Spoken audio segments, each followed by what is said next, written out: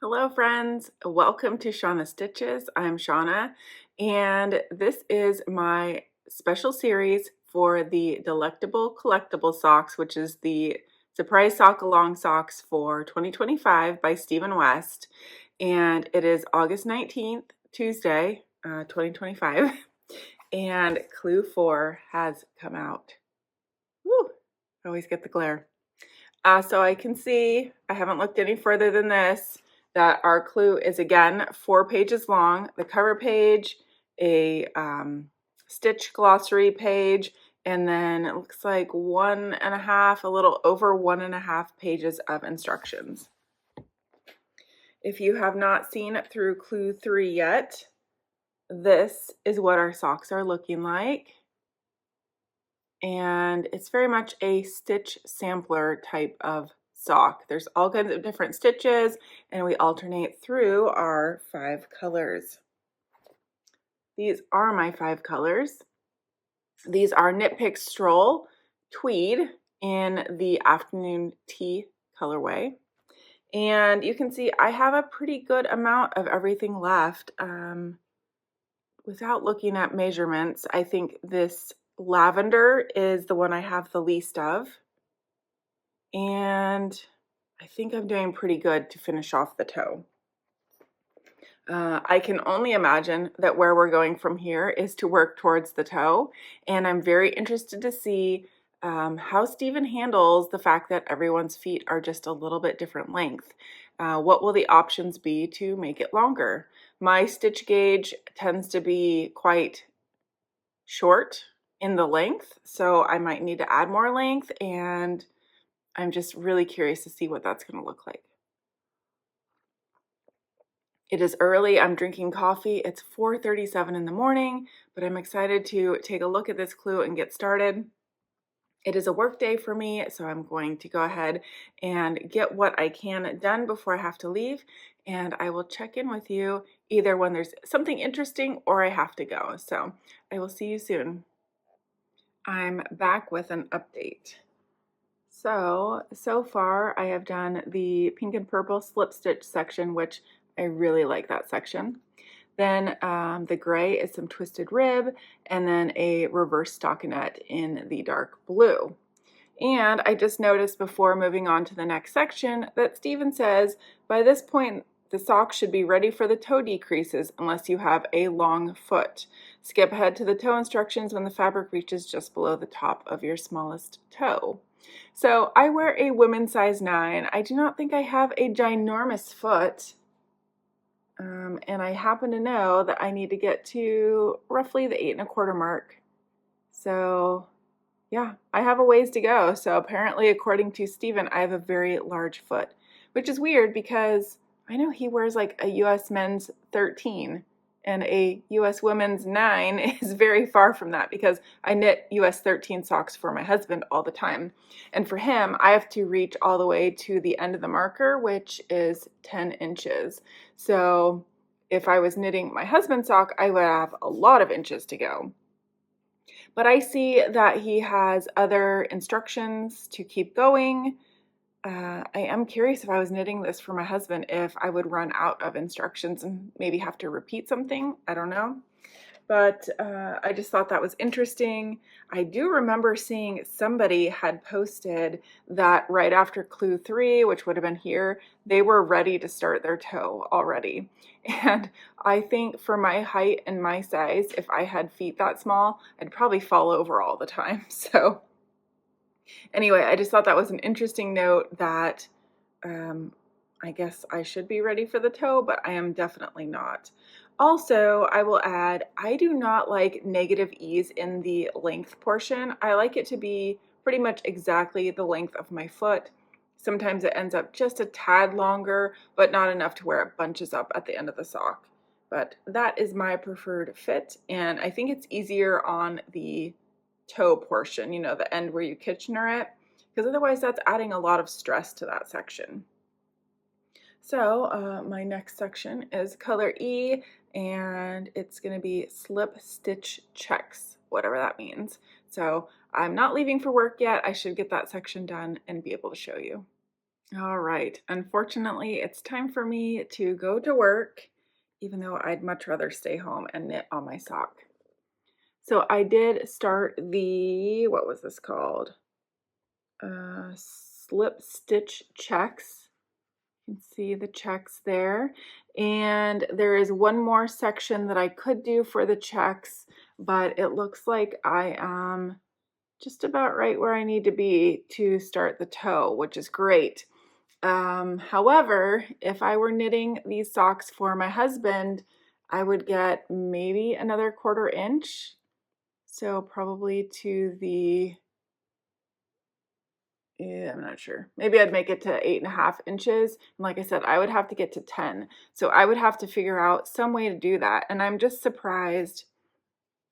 I don't know. You could do another twisted rib section because there are quite a few of those, or I don't know. If I was knitting for my husband, I would do the short leg so I could always supplement some of those sections that I didn't do for his leg for the toe.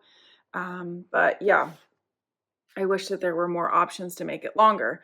I realize not everyone has a foot that long, but some people do, and Steven does. So I'm very curious. Now that I know what the pattern looks like other than the toe, I might go look at spoilers because I'm interested to see what Steven's last section was. How did he get to a US Men's 13? And I know his stitch gauge is bigger than mine, but I quite like the fabric that I get. And I wouldn't want that to be any looser or holier. Like I said, I'm knitting these on a 2.5 millimeter, and normally I knit on a 2.25, but I do my husband's socks on a 2.5. So it's not an abnormal stitch gauge for me. It's just, I know what fits my foot. So I should probably try these on before I do the toe, but I might not.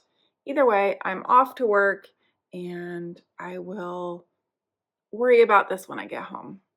I hope you're having a wonderful day, and I'm very curious to hear what section did you stop on for your socks? What size do you wear? I guess if you know what inches you normally stop and start the toe at. I'm just curious to know because I do think it's very interesting that people of the same size foot can knit different lengths and they work out. So just curious. I will talk to you soon. I'm home from work and it was a very busy day. I don't know how a random Tuesday, is such a busy day, but it was. I haven't done anything more to my sock, but I do have my magic loop needle ready to go. And I weighed my yarns because the pattern recommends to do the striped toe in the 2 colors that you have the most of. So at this point, I have 10 grams of color C and 8.6 grams of color D. So these are going to be my toe, and I assume C will be coming after this. So I'm leaving off with E, which is the lavender, and I'm going to follow the instructions. I don't anticipate the toe will take too terribly long, and then just maybe we can try this on and see if it actually fits. I sure hope so, because that'd be a bummer to make a sock like this and not have it fit. But anyway, I will give you an update soon. All right, it is 5:40 p.m. and I am ready to Kitchener the toe. This is not my normal toe. It decreases down to a very small number of stitches, and I normally just do the one where it's even decreases and knit rows, and I usually stop between 10 and 12 stitches. This one has me stopping at 8 stitches, that's per needle. But other than that, I mean, it's, I guess, more of a rounded toe. The ones I tend to do tend to be more of like the wedge. But once they're on the foot, it doesn't seem to matter. I do cut a pretty long tail. Oh, this is more than 12 inches to do my Kitchener, but that's just because I like to have plenty of extra yarn to weave in my end. So I'm going to go ahead and Kitchener this. I don't know if it's really a tip, but after many socks, the way that I always remember how to do Kitchener is knit on, purl off, purl off, knit on. And so on the front half, the first 2 stitches, you are, I have to remember what I just said because I do it so automatically. It's knit off. So you go through it knitwise, you take it off the needle, and then you do purl on, so purlwise, leave it on the needle. And then on the back, you do purl off, so purlwise into the stitch, take it off the needle, and then knit on into that back needle. And then you just keep doing that back and forth. Piece of cake. Anyway, that's what I'm going to do, and I'll be right back. I'm back, and I have a finished sock to show you. There it is. I think it looks so good. I'm quite happy with the option for the striped toe. I do think it would be cool if we would have done a garter wedge toe. I'm not quite sure how you would work that out, but if anyone could figure out, it's probably Steven. But I'm not mad that it was simple because that was very simple. And I am overall pretty darn happy with how it's come out. I was trying to figure out, yes, I do believe it is this side where my ends are. You can see the jog, so yep, this would make sense. And I'm mostly happy with how they came out. There are a couple spots where I have a gap. We'll call it a lace detail, maybe. But I would say overall, I do prefer to manually weave in the ends, but not when there's this many ends. It's just too many. But one thing that I noticed is, it's going to be hard to explain. If you have just finished with a color and you cut the end and you're starting a new color, if you do the weave and Steven and you pull the color that you just cut, and so you're weaving that, as long as you make sure you pull it tight so that you close that gap, you'll be good.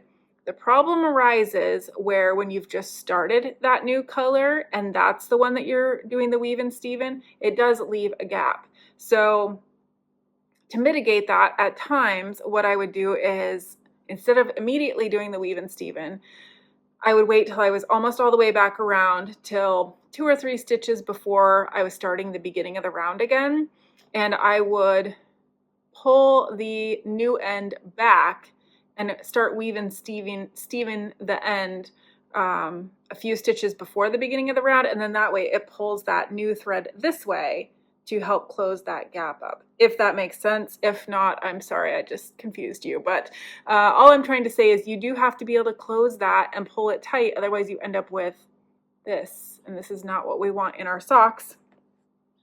Even though we do have, well, you won't be able to see it well now, but you do have these eyelet sections. So it's not as if there are no holes in this sock. There are some intentional holes, but I prefer not to have unintentional holes. And quite honestly, I'm not the biggest fan of lace in socks in general because I'm usually wearing them to keep my feet warm, and it seems like holes are counterintuitive to that. But overall, I'm quite happy with this. I did try it on my foot. It fits. I'm going to go ahead and start working on the second one. How sad, we have to go all the way back here to the end of clue 3, and there's no way I'm going to get this finished tonight. It's only 6:05, but as you know, or maybe you don't if this is your first video, I do go to bed quite early because my alarm goes off at 4 in the morning. So I definitely will not get this sock finished tonight. I will check in with you at the end of my night and tell you how far I have gotten. And then tomorrow morning, Wednesday morning, is a gym day. So I will not really get anything done before I do that. And tomorrow is Wednesday. It is my Friday because I'm taking some extra days off to celebrate my birthday. So probably this sock will get finished tomorrow night, Wednesday night, and then I will try them both on for you. We'll have a little sock fashion show and talk about the wrap up, my overall thoughts, even though I kind of already gave them to you on this one. I did forget to tell you, this sock, just for clue 4, which is from that pink stripe onwards, that used 7.4 grams of yarn. This is what I have left at the moment. The color that I have the least of is my color E, the lavender. I have 4 grams of this, and clue 4 took exactly 1 gram, and I was hoping that, oh, I'm dropping yarn. I was hoping that I could get a square in my Cozy Memories blanket out of each of the colors, but 3 grams may or may not work. It depends on the yarn. Sometimes I use like 3.2, maybe even 3.4, so I'll be cutting it close, but I feel like to finish off kind of the corner, I could always, oh, that was nice little bright. I don't know why the lighting does that, because that is much better than it has been. But I could just finish off the little upper corner with the gray. I think that wouldn't be very noticeable, or I could use any of these, I suppose. Anyhow, I'm going to get back to knitting. Have you finished the sock yet? Did it fit? I did see on the non-spoiler thread, somebody had asked, it was their first sock and they were confused, even though Stephen gives guidance on when to start the toe. They were confused on when to start their toe. And I just gave my guidance on what I do. And so again, if it might be helpful for you, my overall foot length is 10 inches. That's from the back of my heel all the way to the tippy top of my toes. And I start doing my toe at 8¼ inches. So my gauge is different than a lot of people's, but maybe that will be helpful for you. So I'm going to knit the second sock. I'm back with just a little bit of progress on sock 2. There we are. I have the pink stripe of the slip stitches, and I have just started the twisted rib section in the gray. And I didn't get as far as I had hoped I would get. I ended up having to tink back some rows for exactly the same thing I was just telling you guys about, the gaps. I screwed that up, and instead of pulling on the correct thread to tighten it, I actually pulled the purl bumps here so tight that there was about an extra inch on the back, and it looked terrible. There was no way to pull those stitches back to the front. It was just a mess, and so I tinked back. I should have recorded that, but I wasn't very happy with myself, and yes, I didn't want to forever have that captured on video. But it looks much better now. I did close up that gap that was there, which my goats are not allowing you to see. Yeah, it was right in that purple section. So it looks much better now that I have redone it, and that's a reminder to myself to pay attention. And I'm gonna go get ready for bed and call it a day, and I'll work on this tomorrow. Hello friends, it's Wednesday evening, August 20th, and it is about 6:40 p.m. and I have an update for you. Both socks are done. Very, very excited. Now that I look at them, I can't tell you which one I just finished, but they are both identical. And in total, both socks for a women's US 9 with 60 stitches on a 2.5 millimeter needle with a long leg took me exactly 77 grams of yarn. So that means I do have a pretty decent amount left of all my colors. But as I suspected, the one I have the least of is the lavender, and this is just 2.9 grams left, which probably is not enough for my Cozy Memories, but I might make it work anyway. And yes, all the other ones I have quite a bit. So 100 grams was definitely more than enough, which it always should be for a sock. Even my husband's socks, which are quite large, I can get out of 100 grams, but I don't know if I could make it work with 20 grams of each. There could be one I run out of. So anyway, very happy with that, and I'm ready to give them a try on. So let's do that.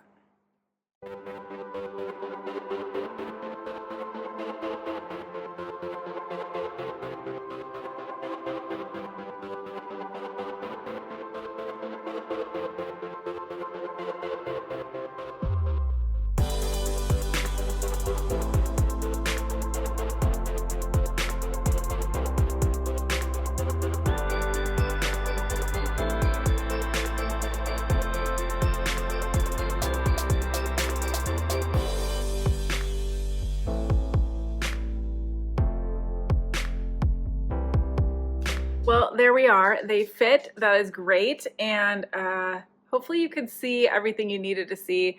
I know the light wasn't great, but I have the sun. It's not quite setting to the west yet, but it's definitely thinking about it, and my windows are on the west side of my house and they shine in. So I did my best. I am quite happy with how they fit. I thought these were a lot of fun to knit. I enjoyed the process. The only thing I didn't enjoy was all of the ends, and with 5 different colors, I guess that is inevitable. There's not a lot we could do about that, but I think the weave and Steven was the way to go. That being said, after having a not so fun time last year with the surprise sock along, this definitely has redeemed the knit along for me, and I definitely will be participating next year. I am curious to know if you finished your socks. Did you do 1 pair, more than 1 pair? Do you have another one planned? Or did my video help you decide if these were or were not for you? Very curious about that. I always love to hear your feedback, and I hope that you're having a wonderful day. Until the next video, I will see you then. Bye.